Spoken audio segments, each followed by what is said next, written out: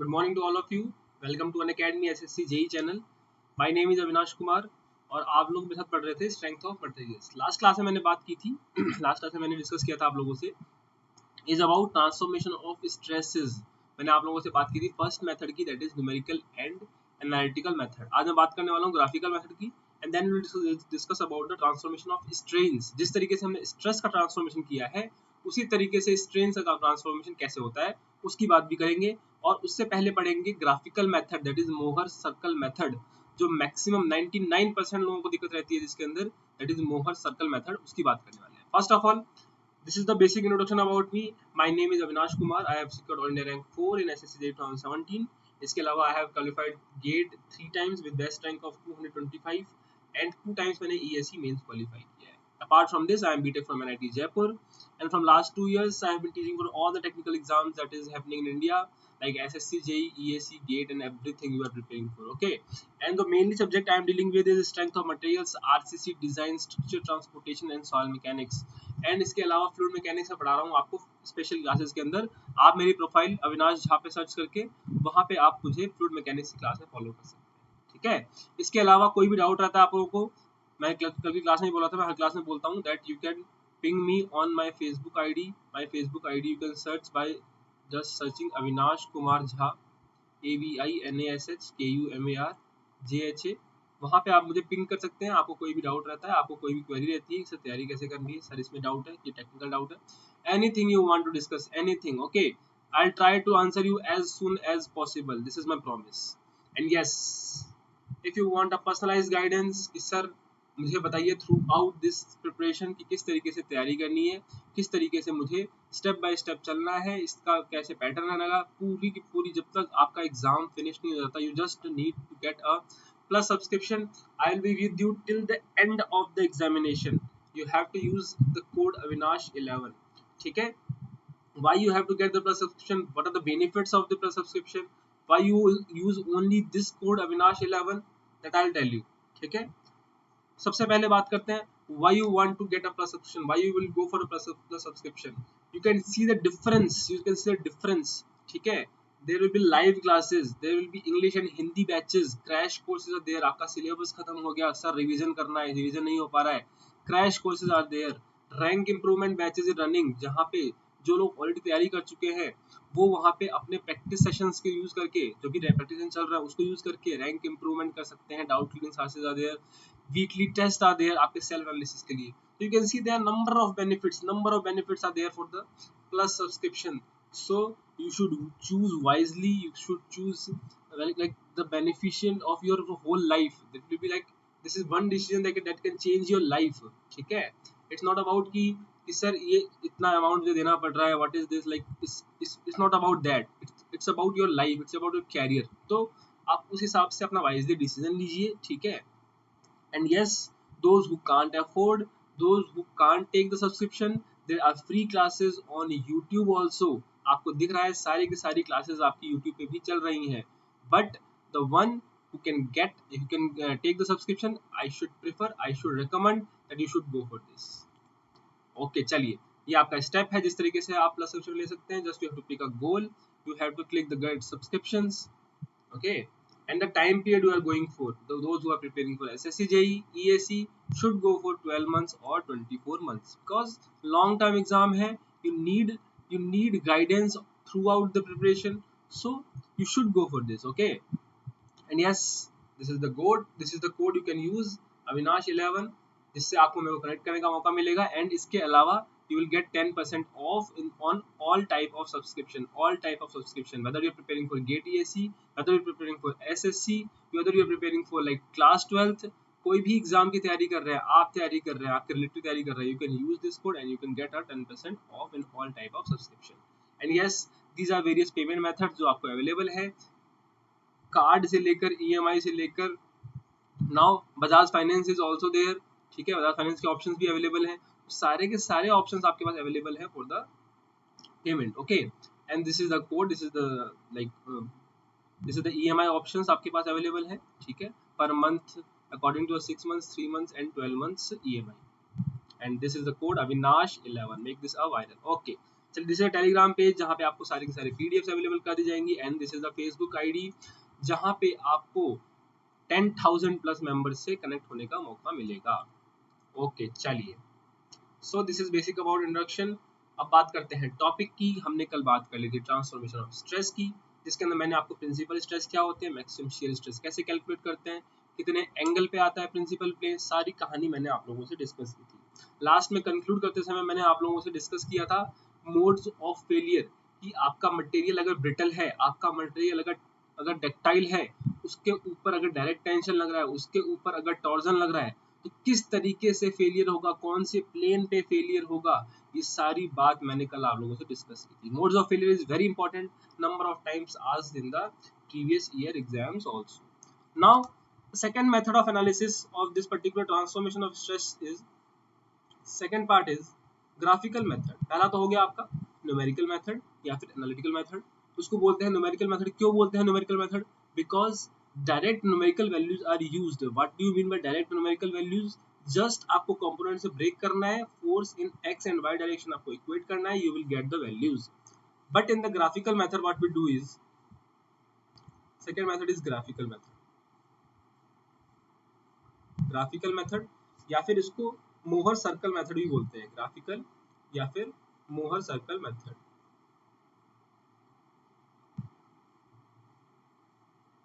मोहर circle method.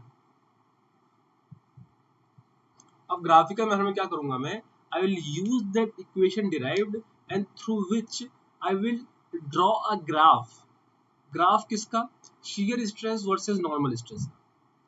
मतलब ये हुआ कि आपका जो ग्राफ है, आपका जो कर्व है, वो क्या रिप्रेजेंट करेगा, वो डिफरेंट प्लेन्स पे shear stress and normal stress की वैल्यू रिप्रेजेंट करेगा। First of all try to understand that sigma x dash जो हमारे पास निकल के आया था, that was sigma x plus sigma y by 2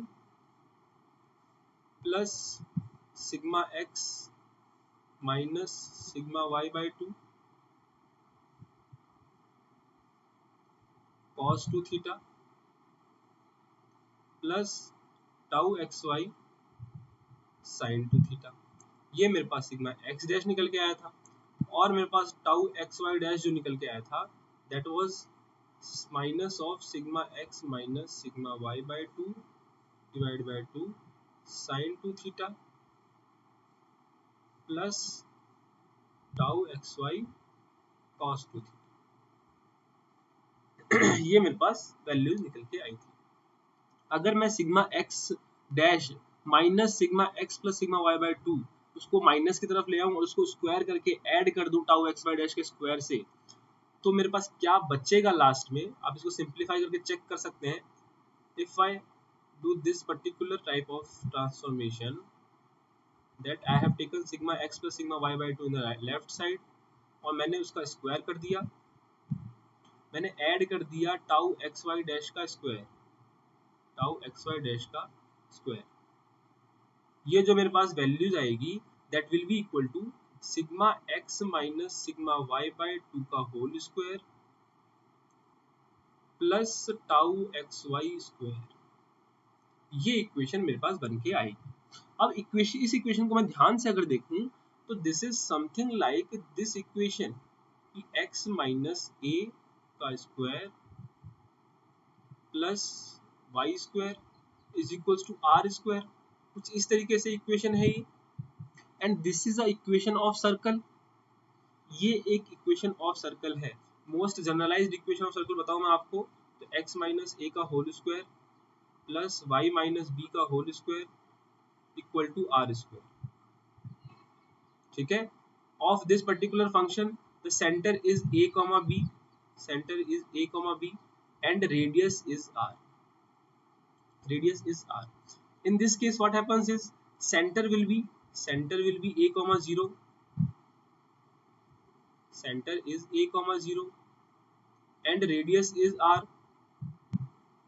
अब इसको मैं कंपेयर करूं, मेरे पास जो इक्वेशन निकल के आई, that is a will be equal to sigma x plus sigma y by 2, sigma x plus sigma y by 2 and radius will be equal to under root sigma x minus sigma y by 2 का whole square plus tau x y square. ठीक है, ये values आ गई मेरे पास ये values आ गई आपका centre and radius की। सेंटर और रेडियस मैंने कैलकुलेट कर लिया यूजिंग दिस वैल्यू। ठीक है, नाउ अब मेरे पास सेंटर आ गया, रेडियस आ गया, तो क्या मैं इसको यूज करके सर्कल प्लॉट कर सकता हूँ? I can use this equation using the center radius values. I can plot that value of circle. अब जो सर्कल प्लॉट होगा, आप ध्यान देंगे कि जो इसके अंदर x और y वेरिएबल्स है वो क्या है sigma x dash and tau x y dash. इसका मतलब डिफरेंट प्लेन्स पे sigma x and tau x y की वैल्यू को जब मैं प्लॉट करूंगा, डिफरेंट प्लेन्स पे सिग्मा x और टाउ एक्स वाई की वैल्यू को जब मैं लोकस बनाऊंगा, उसके लोकस को क्या बोलूंगा मैं? उसको लोकस को बोलूंगा मैं मोहर सर्कल, क्योंकि ये आपके सर्कल की इक्वेशन है, तो सर्कल निकल के आएगा वो graph, and that is what I called Mohr circle. उसको हम बोलते हैं मोहर सर्कल। अब यहाँ ध्यान देने वाली बात ये है कि sigma x plus sigma y is equal to sigma one plus sigma two. Last class में डिस्कस किया था मैंने कि sigma x plus sigma y is equal to sigma one plus sigma two equal to sigma x dash plus tau x y dash. तो इसको मैं लिख सकता हूँ sigma one plus sigma two divide by two. This I can right.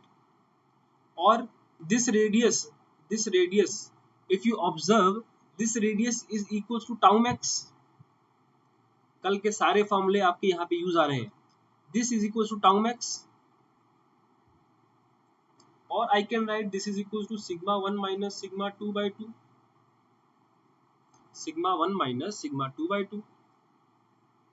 this is the value using this particular functions, this particular values I can plot a circle जिसका centre a, 0 है, radius है tau max या फिर sigma 1 minus sigma 2 by 2, और उसको use करके मैं क्या करूंगा, एक सर्कल प्लॉट कर लूंगा। मैंने क्या किया, एक सर्कल प्लॉट कर लिया।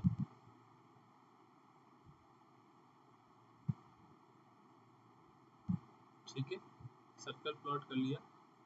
सर्कल को थोड़ा सा एडजस्ट कर लीजिए।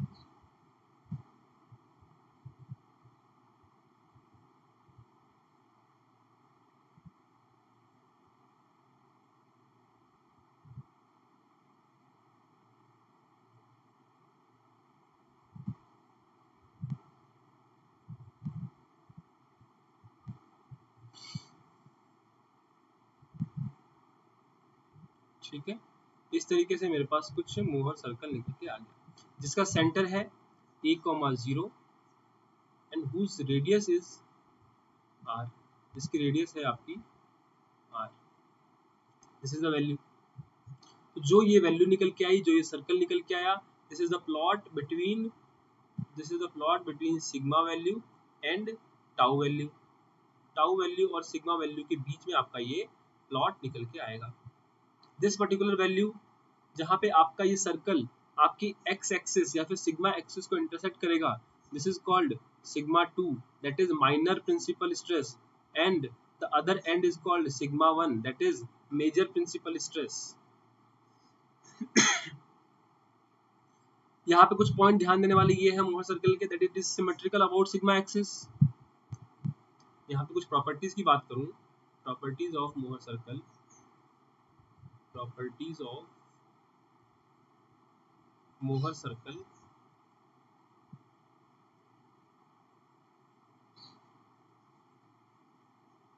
The first one is the Mohr circle is always symmetrical about normal stress axis.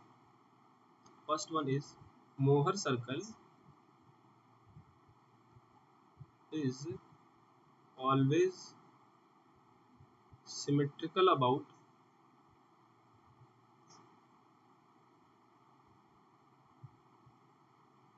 normal stress axis। normal stress axis के always symmetrical, normal stress axis, and its center lie on sigma axis, and its center lies on sigma axis। second point here is that Mohr circle cuts the sigma axis in 2 points, the major principal stress and minor principal stress. So I can write Mohr circle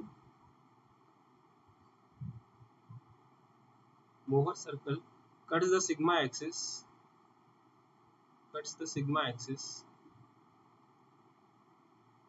at 2 points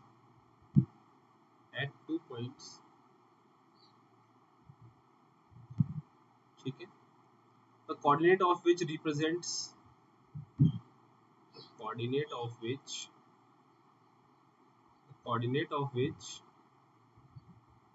represents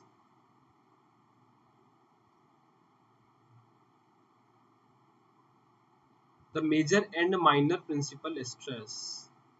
The major and minor principal stress. Minor principal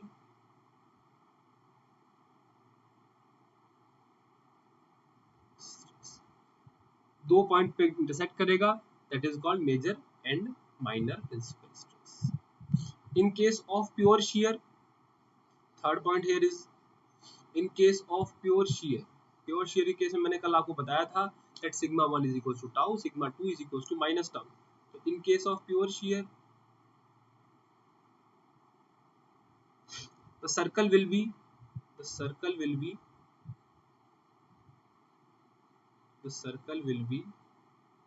symmetrical about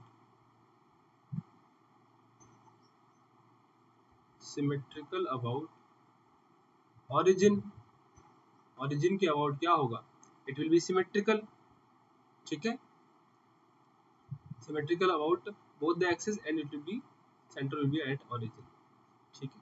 The third case is finished. The fourth case is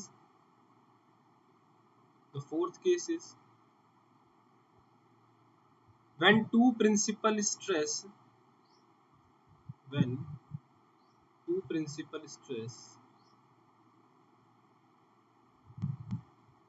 या फिर जो आपके stresses लग रहे हैं दोनों perpendicular planes पे on perpendicular planes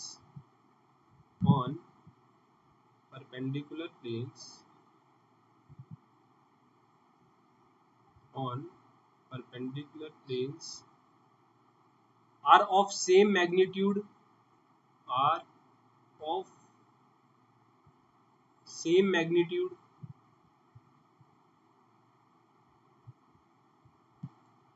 then Mohr circle will be a point.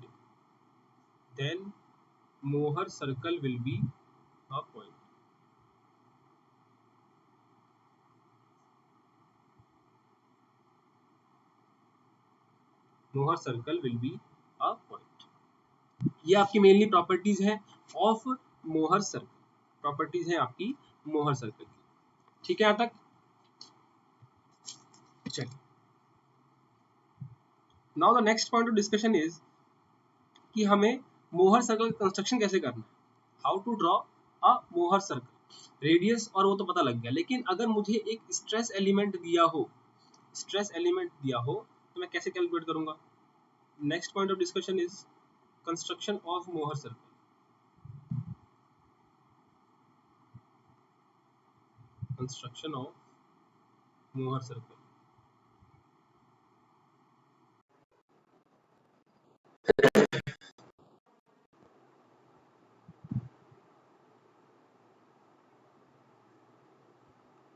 ठीक है. अब मुझे एक स्ट्रेस एलिमेंट गिवन है कुछ इस तरीके से,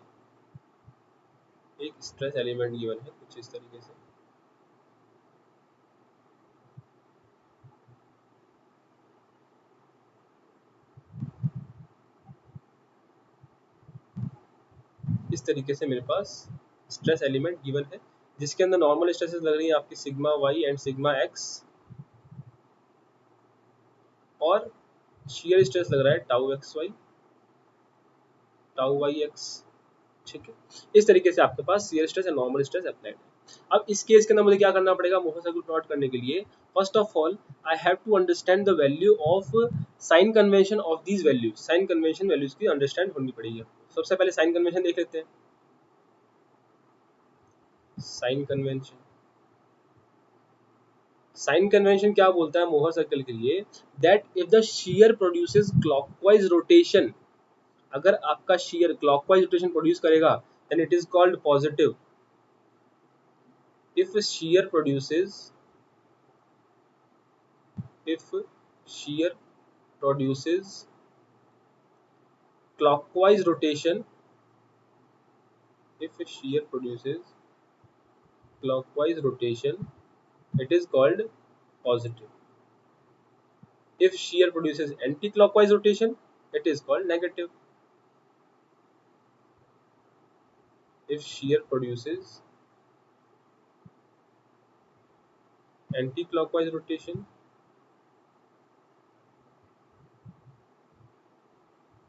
it is called negative. इसको हम बोल देते हैं नेगेटिव. ठीक है, इसका मतलब ये हो गया, इसका मतलब ये हो गया कि दिस पर्टिकुलर वैल्यू, जो आपकी ये वैल्यू है, ये क्या हो जाएगी, this is clockwise sense, this is positive, and this is anti clockwise, so I can right this is negative. और जो आपका टेंसाइल स्ट्रेस होता है दैट इज पॉजिटिव, ये आपको पता ही है. तो अगर मैं इसको प्लॉट करने की कोशिश करूं और मैं पहले इसका रेडियस निकालूं, तो रेडियस सबसे पहले क्या हो जाएगा, तो सेंटर क्या हो जाएगा सबसे पहले, sigma x plus sigma y by 2, और जो इसका रेडियस होगा that is tau x, that is under root sigma x minus sigma y by 2 का whole square plus tau x y square, तो दिस इज टाउ एक्स. अगर मैं इसको plot करूं, ध्यान दीजिएगा इस चीज के ऊपर, अगर मैं इसको प्लॉट करूं, अगर मैं इसको प्लॉट करूं तो मेरे पास क्या क्या वैल्यूज हैं. आई हैव द सेंटर, तो मैंने सेंटर मार्क कर लिया. मेरे पास रेडियस भी है, तो मैंने क्या किया, इससे एक सर्कल कंस्ट्रक्ट कर लिया. ठीक है, एक सर्कल तो कंस्ट्रक्ट कर लिया. अब इससे कुछ इन्फरेंसेस निकालते हैं, किस तरीके से वैल्यूज आएंगी. ये मैंने सर्कल ड्रॉ कर लिया कुछ इस तरीके से. ठीक है, now now the value, suppose मान लीजिए कि ये आपका प्लेन ए है, ये आपका प्लेन बी है. तो ए प्लेन पे आपके स्ट्रेसेस लग रहे हैं, ए प्लेन पे स्ट्रेस लग रहा है आपका sigma y comma tau x y, दोनों पॉजिटिव है, तो कहीं यहाँ पे आपका मान लीजिए ए प्लेन आ गया. सिमिलरली जो बी प्लेन है, जो बी प्लेन है that is sigma x and minus tau x y, क्योंकि मैंने माइनस माना है एंटी क्लॉकवाइज को, तो आपका कहीं नीचे आके प्लॉट हो जाएगा B plane sigma x and minus tau x y. जब मैं इसको ज्वाइन करूंगा, जब मैं इसको ज्वाइन करूंगा यूजिंग स्ट्रेट लाइन, ये आपका पास होगा आपके सेंटर से, ये आपका पास होगा आपके सेंटर से. यहाँ पे तीन चीजें नोट करने वाली ये है. फर्स्ट ऑफ ऑल, जो आपका प्लेन था स्ट्रेस एलिमेंट के अंदर, वो आपका मोहर सर्कल में कन्वर्ट हो गया पॉइंट के अंदर. ए आपका प्लेन था, ए आपका यहाँ पे पॉइंट में कन्वर्ट हो गया. पहली चीज तो ये समझ लिया. दूसरी चीज ये समझनी है कि जो आपका एंगल है between plane A and B, in the stress element, in the stress element angle is, in the stress element angle is equals to 90 degree. और मोहर सर्कल में वही एंगल क्या हो गया, in Mohr circle that angle becomes 180 degree. वो angle क्या बन गया, 180 डिग्री बन गया. इसका मतलब ये हुआ कि स्ट्रेस एलिमेंट पे अगर मैं थीटा एंगल मूव करूंगा तो मोहर सर्कल पे मुझे 2 थीटा एंगल मूव करना पड़ेगा. रिपीट करता हूं, स्ट्रेस एलिमेंट में एंगल अगर थीटा है तो मुझे मोहर सर्कल में वही प्लेन पे आने के लिए, वही प्लेन पे आने के लिए मुझे 2 थीटा एंगल मूव करना पड़ेगा. इसका मतलब ये हुआ कि आपका किसी भी एंगल थीटा पे आपको वैल्यू प्लॉट करनी हो, किसी भी एंगल थीटा पे आपको वैल्यू निकालनी हो, तो आप क्या कीजिए, जो आपकी ए बी लाइन है उसको सेम सेंस में, जो आपका स्ट्रेस एलिमेंट में आपने एंटी क्लॉकवाइज रोटेट किया, तो आप स्ट्रेस एलिमेंट का जो एंटी क्लॉकवाइज रोटेशन थीटा था उसको मोहर सर्कल के अंदर 2 theta anti clockwise same sense के अंदर उसको रोटेट कर दीजिए. जो आपके नए प्लेन्स आएंगे ए डैश एंड बी डैश, वो आपकी वैल्यू देंगे आपका ए डैश और बी डैश प्लेन के ऊपर आपका shear stress and normal stresses. समझ में आई कहानी? यहां से मैं एक और पॉइंट इन्फ्लुएंस कर सकता हूं। ये अगर आपका सिग्मा 2 है, ये सिग्मा 1 है, तो ये एंगल कितना होगा? ये एंगल कितना होगा? ए बी प्लेन है आपका, उसको मैंने कुछ अल्फा एंगल रोटेट कर दिया, तो वो प्रिंसिपल प्लेन्स पर पहुंच गया। या फिर क्या है, प्रिंसिपल प्लेन्स है जहाँ पे आपके प्रिंसिपल स्ट्रेस अप्लाई हो रहे हैं। तो प्रिंसिपल प्लेन पे पहुंचने के लिए कितना रोटेट करना पड़ेगा मुझे? Suppose this angle is alpha, वही मेरे को स्ट्रेस एलिमेंट में कितना मूव करना पड़ता? Theta P, that is principal angle, principal plane angle theta P. तो I can say that alpha is equals to 2 theta p. I can say the alpha is equal to theta p. क्यों? क्योंकि अगर उसमें theta p move करना पड़ रहा है, तो आपको मोहर सर्कल में कितना मूव करना पड़ेगा? 2 theta p. That angle is called 2 theta p. इस तरीके से आप किसी भी एंगल पे, किसी भी प्लेन पे, किसी भी आपको एंगल पे, आपको किसी भी सेंस में आप रोटेट कर रहे हैं, क्लॉकवाइज एंटी क्लॉकवाइज, आप वैल्यूज निकाल सकते हैं नॉर्मल स्ट्रेस की, शियर स्ट्रेस की, by using Mohr circle. By using Mohr circle, you can calculate these values. जो इसकी रेडियस होगी that is tau max, and rest all values you can calculate. यहाँ तक कहानी क्लियर हुई? कुछ समझ में आया यहाँ तक? बहुत ज़्यादा डीप में घुसने की जरूरत नहीं है। As far as SSC examination is concern, बहुत बेसिक लेवल आपसे पूछा गया है, अगर पूछा गया है मोहर सर्कल तो, but still we can't leave, we will not leave any topic untouched. ठीक है, तो सारे के सारे कंसेप्ट हम यहाँ पे देखेंगे। ठीक है,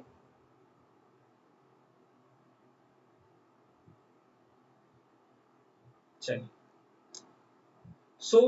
So this is about the मोहर circle method. Mohr circle method आपका यहाँ पे फिनिश हो जाता है, जहाँ पे आपको 4-5 पॉइंट याद रखने हैं। इतना ध्यान रखेंगे, सारे क्वेश्चंस आपके एसएससी एग्जाम्स में अटेम्प्ट हो जाएंगे। ओके, चलिए। Next point of discussion is analysis of strain. Analysis of strain. And yes, there was an announcement, एक announcement थी, that is in the next class I'll be starting a question series 3 chapters आपके finish हो जाएंगे, and in the next class I will start a question series जहाँ पे आपको शुरुआत के 3 क्वेश्चंस और आगे के जो कॉन्सेप्ट्स हैं वो भी हम आप क्वेश्चन से देखेंगे। I think that is more beneficial for you guys। आपको थ्योरी की जरूरत पड़ेगी, I will be dealing theory along also, ठीक है, बट क्वेश्चन के साथ हम थ्योरी देखेंगे। ये मैंने कुछ प्लान किया है। I think that is more beneficial, that is more outcoming. तो आई होप आप लोगों को समझ में आएगा। And yes, those who are watching this videos, please like it. जो भी यहाँ पे अभी देख रहे हैं वीडियो को, please like this video and share with your friends. Share it to maximum number of friends. Why? This is just to support us, because we are providing all this content free of cost to you. हम आपको all the सारी content आपको free of cost on YouTube पढ़ा रहे हैं। तो what you can do for us is just you have to share this with the maximum number of your friends। now analysis of strain की बात करते हैं। सबसे पहले बात कर लेते हैं कि आपके पास, कि मान लीजिए कि आपके पास इस तरीके से स्ट्रेस एलिमेंट है और आपको प्रिंसिपल स्ट्रेन्स की वैल्यू पता है, या फिर सपोज इसके ऊपर प्रिंसिपल स्ट्रेस अप्लाई हो रहा है, this is sigma 1 and sigma 2। अगर मैं एप्सिलॉन 1 निकालूं तो क्या हो जाएगा? Sigma 1 by E minus mu sigma 2 by E, this is epsilon 1। Similarly epsilon 2 क्या हो जाएगा? Sigma 2 by E minus mu sigma 1 by E, this is the value of epsilon 1 epsilon 2। यहां से अगर मैं सिंपलीफाई करूं दोनों इक्वेशन को, तो आई कैन राइट, अगर मैं इसको सिंपलीफाई करूंगा, आप चेक कीजिएगा इसको, it will be sigma 1 equal to E divided by 1 minus mu square epsilon 1 plus mu epsilon 2, and similarly epsilon sigma 2 can be written as E divided by 1 minus mu square epsilon 2 plus mu epsilon 1। इसका मतलब क्या हुआ कि अगर मुझे principal strains पता है, अब जनरली क्या होता है कि in the real life problems, in the real problems, what we able to do is we able to calculate the value of strains। हम strains की वैल्यू कैलकुलेट कर पाते हैं। ठीक है, stress is the derived concept जैसे मैंने first class में बताया था आपको, तो हम स्ट्रेन को कैलकुलेट कर पाते हैं स्ट्रेन रोजेट्स को यूज करके। तो अब उस स्ट्रेन को यूज करके हमको स्ट्रेस की वैल्यू कैलकुलेट करनी पड़ती है। So for that purpose, for that sake of purpose, we have to understand the value of sigma 1 sigma 2 in the terms of principal strain values। तो आपकी ये रिलेशन से वो वैल्यूज निकल के आती है। ठीक है, आप इसको याद करेंगे तो भी ठीक है, आप यहाँ से इसको डिराइव भी कर सकते हैं। You just need to understand the concept. चलिए, तो ये तो बात होगी बेसिक आपका, मैंने प्रिंसिपल स्ट्रेस प्रिंसिपल स्ट्रेन की बात कर ली। Now the topic is transformation of strain. Transformation of strain बहुत इजी है, आपको सिर्फ एक चीज समझनी है इसके अंदर, और आपका सारा का सारा यहाँ पे फॉर्मूला निकल के आ जाएगा। आपको एक चीज क्या समझनी है कि जैसे आपका एप्सिलॉन होता है, that is strain value, that is corresponding to sigma, जो आपका स्ट्रेस होगा नॉर्मल स्ट्रेस, उसके कॉरस्पॉन्डिंग जो स्ट्रेन आएगा that is epsilon.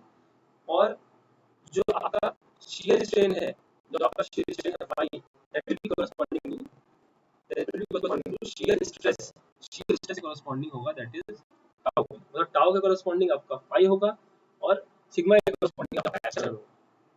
the only that thing that we need to remember is, जो भी हमने फॉर्मूलाज डिराइव किए थे, जो भी हमने फॉर्मूलाज वहां पे चेक किए थे, उसके अंदर हमको फाई को क्या पुट करना है, हमको बस फाई को 5/2 पुट करना है और सारे के सारे हमारे फॉर्मूले डिराइव हो जाएंगे। कैसे? अब मान लीजिए आपके पास पहला केस है, first case is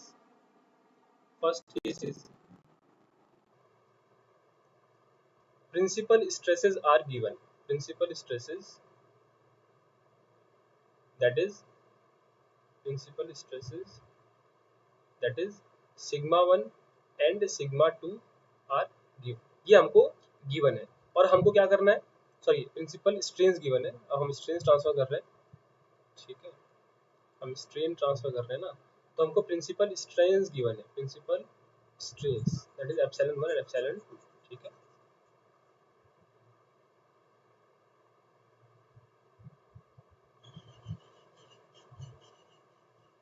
principal strains epsilon 1 and epsilon 2 are given, ये हमको गिवन। और मुझे निकालना है कि किसी भी एंगल थीटा के ऊपर प्लेन जो है उसके ऊपर आपका नॉर्मल स्ट्रेन और शियर स्ट्रेन की वैल्यू क्या निकल के आएगी। तो हमको अपना फॉर्मूला ध्यान रखना है, सिग्मा एक्स डैश क्या था, sigma x plus sigma 1 plus sigma 2/2 plus sigma 1 minus sigma 2/2 cos 2 theta. Similarly यहाँ पे क्या आएगा, epsilon x dash that will be equals to epsilon 1 plus epsilon 2/2 plus epsilon 1 minus epsilon 2/2 cos 2 theta. ये value आ जाएगी मेरे पास for the value of sigma epsilon x dash on the angle theta पे, किसी भी एंगल थीटा पे ये वैल्यू निकल के आ जाएगी। सिमिलरली अगर मुझे फाई एक्स निकालना हो, जो मेरा टाउ एक्स वाई डैश था, उसके कॉरस्पॉन्डिंग जो आपका स्ट्रेन आएगा that is phi x y. मैंने आपको बताया कि जहां जहां फाई आएगा उसको क्या करूंगा मैं, फाई डिवाइड बाय 2 पुट कर दूंगा, phi x y dash divide by 2 is equals to, बाकी सब सेम आएगा, minus epsilon 1 minus epsilon 2 divide by 2 sin 2 theta, sin 2 theta. और जो मेरा फाई मैक्स निकल के आएगा, जो शियर स्ट्रेस मैक्सिमम निकल के आया था that was sigma 1 minus sigma 2/2। यहाँ पे टाउ के corresponding strain is phi, phi को क्या पुट करना है मुझे, फाई डिवाइड बाय 2, तो I can write phi max divide by 2 is equals to sigma 1 minus sigma 2/2। ये मेरे पास फाई मैक्स की वैल्यू इस हिसाब से आ जाएगी। The second case is, this is case 1, case 2 is most generalised case, जहां पे हमारे पास epsilon x epsilon Y and phi x Y तीनों प्रेजेंट है। Normal stresses epsilon x epsilon Y and shear strains that is phi x y is present. Normal stress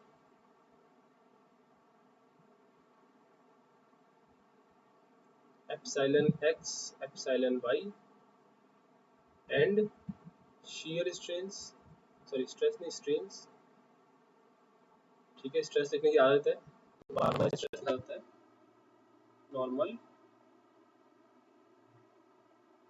strain and shear strain that is phi xy is present या फिर are given, ये values मेरे को given, ठीक है। अब मैंने जो जनरलाइज फॉर्मूला निकाला था sigma x dash is equal to sigma x plus sigma y by 2 plus sigma x minus sigma y by 2 cos 2 theta plus tau x y sin theta, बस वही मेरे को ध्यान रखना है और उसको लिंक करते हुए मैं एप्सिलॉन एक्स डैश भी कैलकुलेट कर लूंगा। तो epsilon x dash will be equals to epsilon x plus epsilon y by 2 plus epsilon x minus epsilon y by 2 cos 2 theta plus अब आपका वहां पे टाउ एक्स वाई था, यहाँ पे क्या आ जाएगा phi x y by 2 sine 2 theta, बस बाकी सब चीजें आपकी सेम रहेंगी। सिमिलरली आपका जो टाउ एक्स वाई डैश आएगा उसके कॉरस्पॉन्डिंग जो आपका स्ट्रेन आएगा that is phi x y dash divide by 2 is equals to minus of epsilon x minus epsilon y by 2 sine 2 theta plus phi x y by 2 cos 2 theta. याद हो जाएगा, simple हमको वो formula अगर याद है तो सारी वैल्यूज निकल जाएंगी। इसी तरीके से मेरे पास प्रिंसिपल स्ट्रेंथ निकल जाएंगे, इसी तरीके से प्रिंसिपल स्ट्रेंथ निकल जाएंगे। नेक्स्ट पेज लिख देता हूं मैं, इसी तरीके से जो प्रिंसिपल स्ट्रेंथ की वैल्यू होंगी that I can calculate. Now for principal planes what I have to do is I have to put phi x y dash equals to 0, यहां से मेरे पास tan 2 थीटा भी क्या आ जाएगा that is equals to phi x y divide by epsilon x minus epsilon y. जो मेरा main formula था in the case of principal stresses that was 2 tau x y divide by sigma x minus sigma y, तो tau x y की जगह मुझे phi x y by 2 put करना है, 2 से 2 कैंसिल आउट हो गया, that becomes phi x y divide by epsilon x minus epsilon y by 2। Similarly मेरे पास प्रिंसिपल स्ट्रेंस क्या आ जाएंगे epsilon 1 epsilon 2 is equals to epsilon x plus epsilon y by 2 plus minus under root epsilon x minus epsilon y by 2 का whole square plus phi x y by 2 का whole square. This is the value of principal strains, this is the value of principal strains.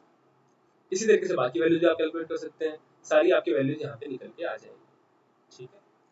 Now the case third and the final case is, case third आपका क्या था, the case third in the final case is pure shear case, pure shear. Pure shear में आपका जो sigma 1 और sigma 2 निकल के आया था that was tau x y and sigma 2 is minus tau x y, तो यहाँ पे क्या हो जाएगा, यहाँ पे जो आपका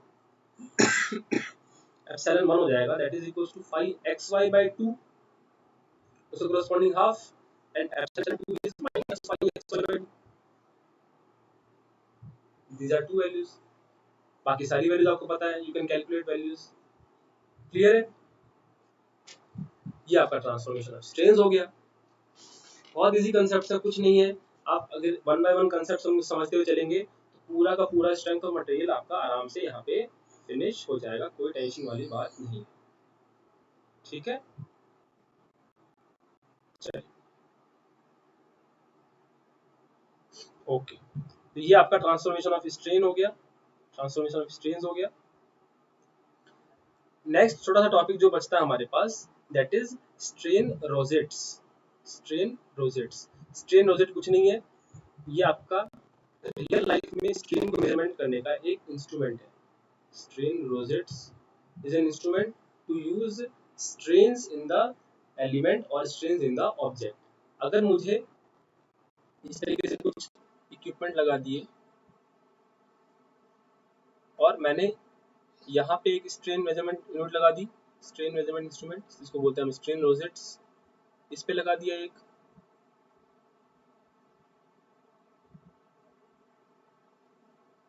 तो किसी भी प्लेन पे किसी भी प्लेन पे किसी भी एंगल थीटा पे मैं कैलकुलेट कर सकता हूँ स्ट्रेन्स की वैल्यू।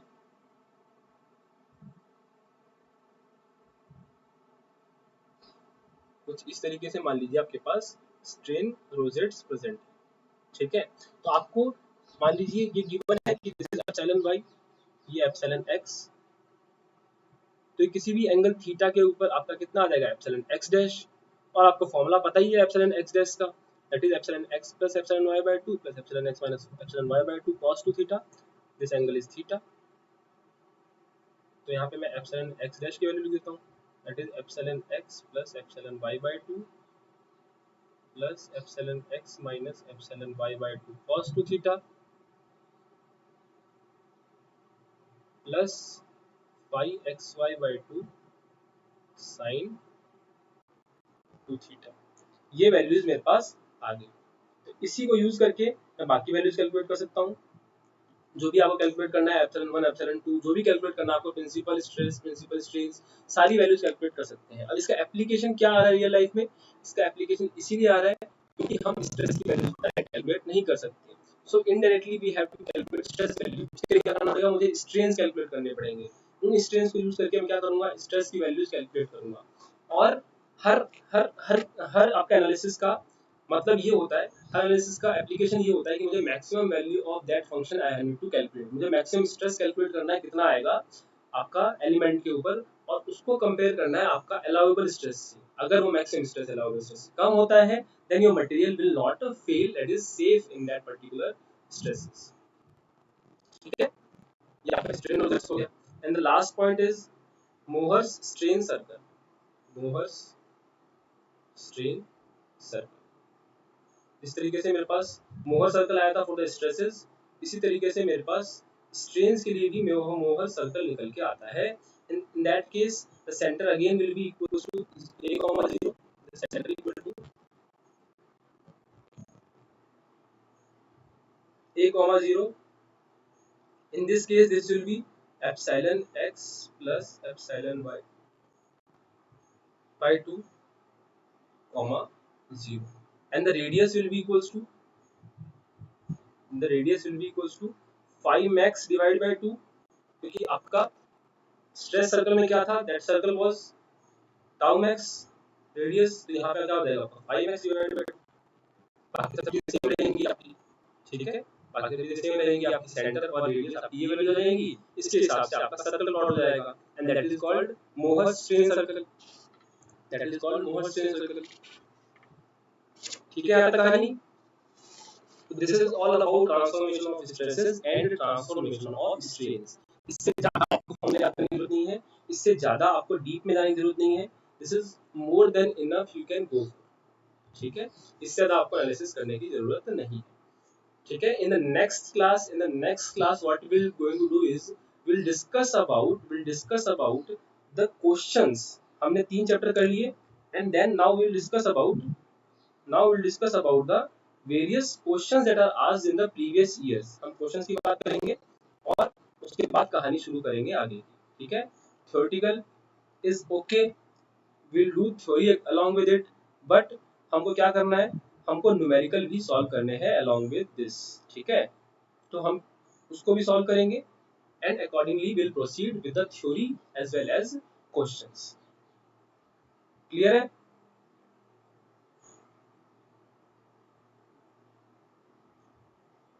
मतलब जब हमारी नेक्स्ट क्लास होगी तो be prepared with the theory that I have discussed, और पेन और पेपर लेके बैठिएगा। मैं प्रीवियस जो हमने कांसेप्ट पढ़े हैं उसके क्वेश्चन देखेंगे, और आगे जो हम पढ़ने वाले हैं उसकी थ्योरी प्लस क्वेश्चन दोनों देखेंगे, ठीक है। Accordingly we will proceed in the subject. Clear है कांसेप्ट यहां तक? ठीक है। I will finish this class here only, क्योंकि नया चैप्टर शुरू करने का मतलब नहीं है अभी, because we had less time. So in the next chapter that we will discuss about deflections, standard form में ध्यान रखेंगे हम, और किस तरीके से डिफ्लेक्शन कैलकुलेट करना है और किस तरीके से क्वेश्चन पूछे जाते हैं उसकी बात करने वाले हैं, ठीक है।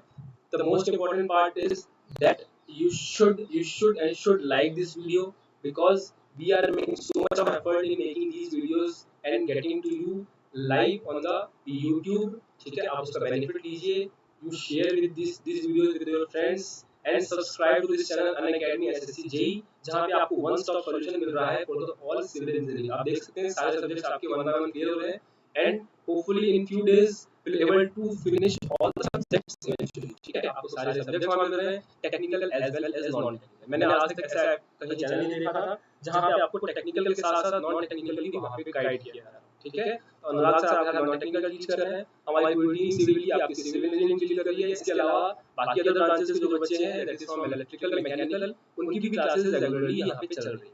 तो make best use of this, make best use of this, ठीक है। और हमको सिर्फ सिलेक्शन नहीं लेना है, ठीक है। मैं बार बार अपनी क्लासेस में ये बोलता हूँ कि don't go for selection, you should go for a best rank, you should go for a 2 digit rank, you should go for a 1 digit rank. तो तभी जो है मजा आएगा प्रिपरेशन। आप जब उस लेवल की तैयारी करेंगे, उस लेवल की अंडरस्टैंडिंग रखेंगे, तो I don't think that exam is very tough. Exams बहुत इजी है। मैंने 2 टाइम क्वालीफाई किया है बिना एसएससी जेईई स्पेसिफिकली तैयारी किए बिना। मैंने ईएसी की तैयारी की थी, जैसे मैं हर क्लास में बोलता हूं अपने, मैंने ईएसी क्लास की तैयारी की थी। तो मैं बच्चों को यही बोलता हूं that if you want to go for other exams, go for the best exams, ठीक है। You go for GATE and ESE, you go for like practicing session in ESE, and then the other exams जो है eventually आपके बहुत easy बन जाते हैं, बहुत आराम से आपके वहां पे निकल सकते हैं। आई होप आपको सब चीजें समझ आ रही होगी आपको। एंड यस, आपको कोई डाउट आता है, you can ask me in the comment section, you can ask me on my Facebook ID Avinash Kumar Jha, you can ask me on my Telegram page Avinash Jha, मुझे सर्च करके टेलीग्राम पेज पे वहां पे मुझे मैसेज कर सकते हैं, ज्वाइन कर सकते हैं, फॉलो कर सकते हैं। सारी क्लास की अपडेट्स मिल जाएंगी आपको, there you can follow those classes. Thank you very much for joining, have a good day, keep practicing, keep revising all the concept that I have discussed. We'll discuss in the next class few other questions. Thank you very much, have a good day.